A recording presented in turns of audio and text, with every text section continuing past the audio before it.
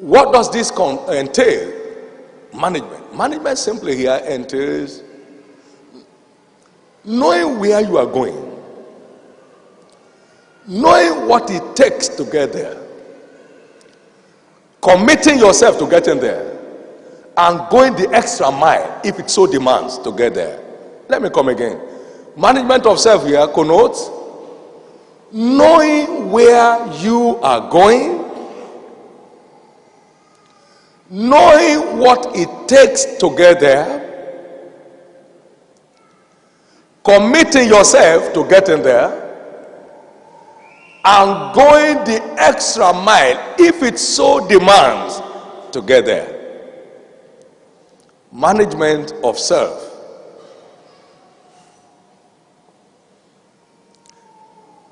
It's not about drawing a schedule on when to play golf, when to play lawn tennis. That's not what I'm talking about.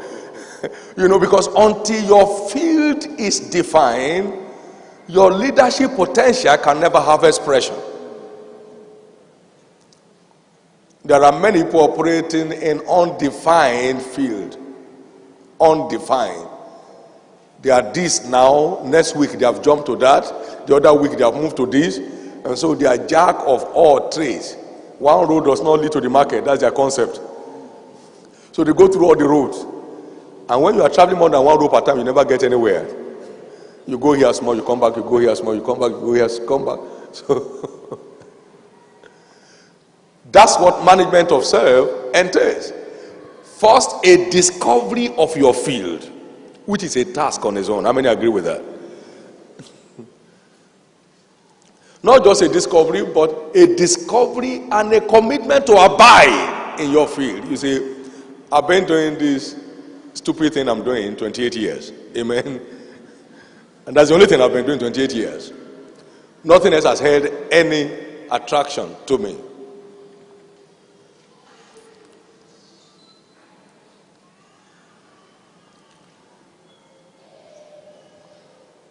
And many people go through their life without ever knowing where they are going.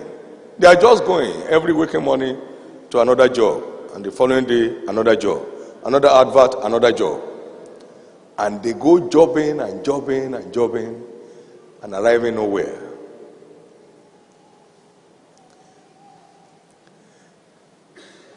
You are a creature of dignity. He said, I know my plans for you, says God, the plans of welfare are not of evil, to give you a future and a hope. So it's important to settle down and discover your place in that master plan. It's a glorious plan. Jeremiah 29:11. It's a glorious plan. It's a glorious plan. To discover it and abide in it takes a lot of discipline. Takes what? A lot of discipline. To discover it and abide in there takes a lot of discipline.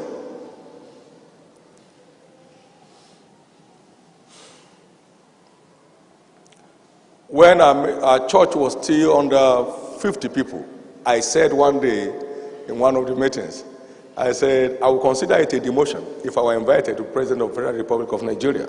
I will consider it a demotion. Church was under 50. But I was so sure of my field that I will not sell off for anything. My birthright is precious to me. My future is in his plan, not in my plan. Somebody here know what I'm talking about.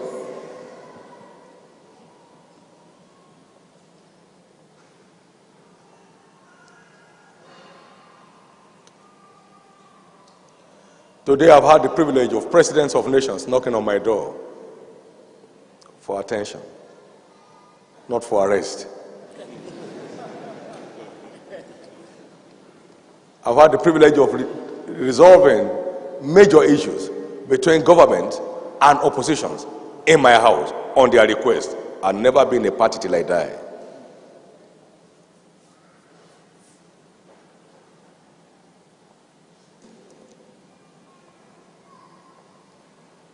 It's so important for each one of us to know you are not a creature of chance.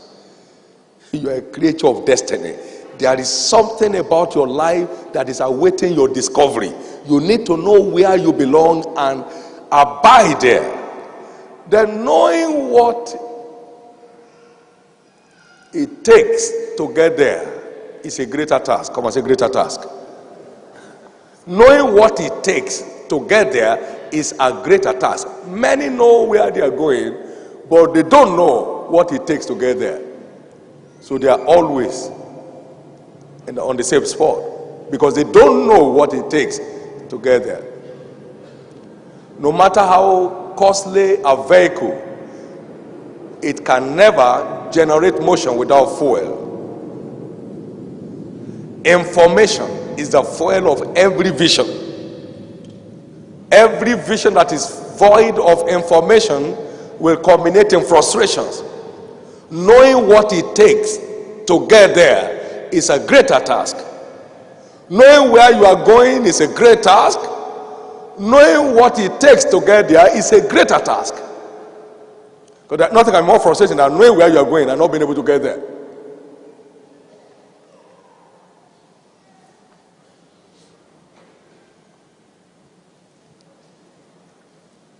And I think the bankruptcy of many destinies is rooted in intellectual bankruptcy.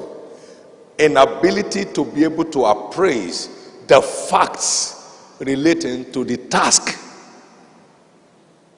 that they are confronted with.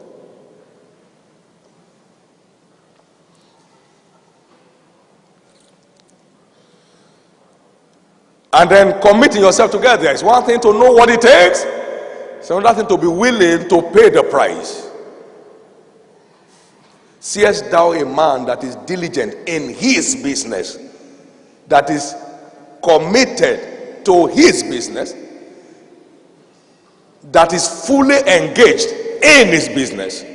He shall stand before kings, he shall not stand before mean men. Proverbs 22 verse 29.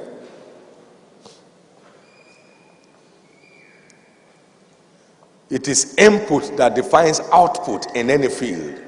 How much you put in will determine how much you can get out.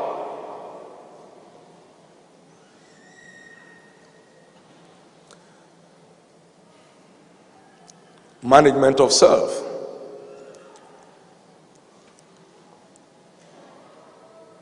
Committing yourself to getting there and then going the extra mile if it so demands to get there. That equals sacrifice. That equals what?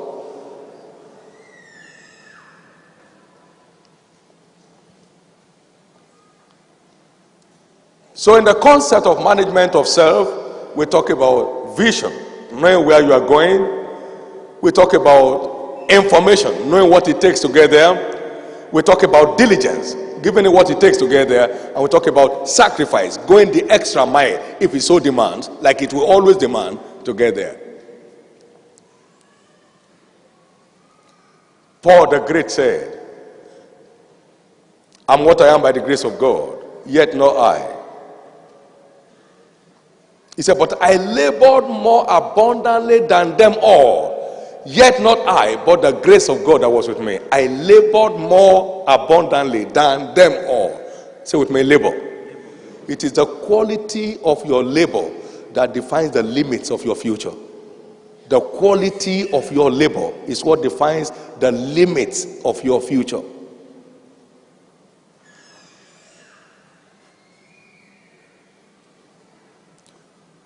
And only those who care to go the extra mile command the extraordinary results. There is nothing extraordinary on its own, but by man's extraordinary input. Because like begets like. Your extraordinary input in your field qualifies you for extraordinary performance.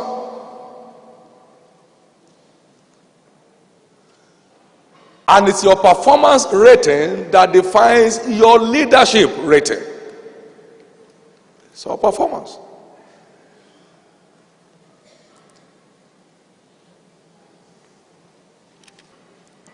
So leadership is not in having responsibility. Leadership is in taking responsibility. Amen. It's in taking responsibility. If someone preaching as simple a message as Billy Graham has been preaching for over 60 years, could become a world-class leader by a simple message that will tell you the extraordinary input,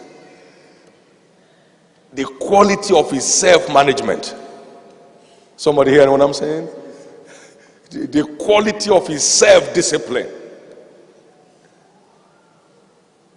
Simple message. I don't think he's ever prayed for the sick in his crusade forever.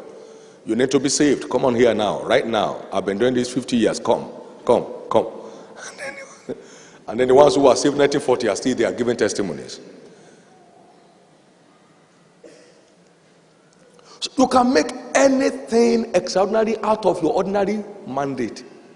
You can make anything extraordinary out of your own ordinary field. You can make anything extraordinary out of your own ordinary calling. You can make anything extraordinary. That tells you, therefore, that the overemphasis on vision is great, but it's not the whole truth. If it is only vision, I saw one for 18 hours. I should go and rest. 18 straight hours, open eye vision. Not that you slept and then somebody spoke to you. I was awake. We were speaking to each other. If destiny answers to vision, I should be the most relaxed person in the world. God spoke to me and I spoke to him 18 hours at a go.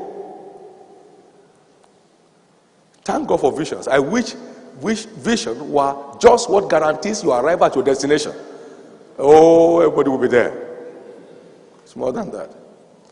That's why I said leadership is a product of efficient management of self, then efficient management of task. That's where skill development comes in. Come on, say skill. Efficient management of task. There are people in businesses here who perhaps have never read any literature regarding their business in their life. They are running it on common sense platform. So they end up with common results and in a common place. And so they call them common man. You know, people are always fighting about the common man, the common man. There are many common men because it's a lot of cost to get out of the common man level. So it's a lot of cost. Skill. Management of task is essentially a function of quality of skill at your disposal. Come and say skill. Now, you won't be surprised that there are people today in ministry who may not be able to define what is ministry. Talk less of how does it run. So, people are building factories today without knowing next to nothing. They just have money and then they think the next thing to do is to build a factory, a pharmaceutical factory. He has no idea of any kind on how it is to be built and what is to be done, and he wants to make a mark there.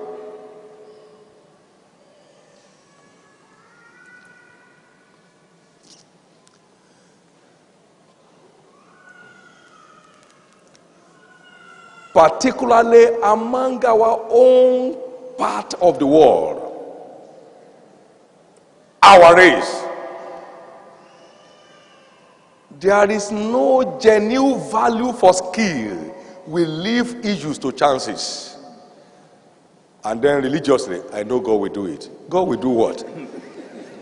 Did he wear your clothes for you this morning? He said, God, I thank you. I just came back from the meeting last night. And I love you, so wear my clothes for me. You walk down here naked this morning.